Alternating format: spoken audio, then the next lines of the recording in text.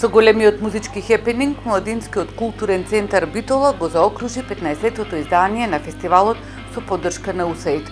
Култниот рок бенд Електрични оргазам направи вистинска концертна журка пред неколку илјадната публика на широк сокак во Битола.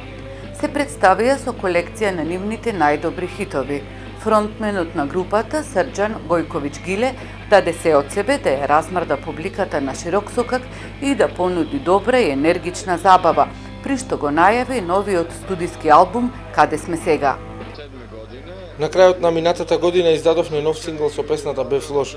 Пред еден месец издадовме друг сингл на песната "Со камера снимам се". Тоа се песни од нашиот иден студиски албум. Планираме на крајот на годината или почетокот на следната да го објавиме тој албум, со тоа што ќе следи уште еден сингл во октомври и се разбира што повеќе концерти. Тоа е она што публиката може да го очекува од нас во наредниот период. На сцената настапија и домашните музичари Бернес Пропаганда го представија новиот албум Политика.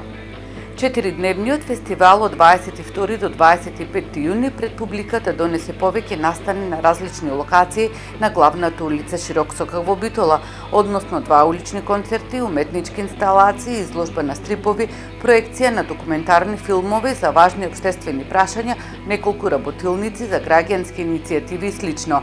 Изјави Златко Талевски од Младинскиот културен центар Битола, кој што го организира Битола отворен град 2016.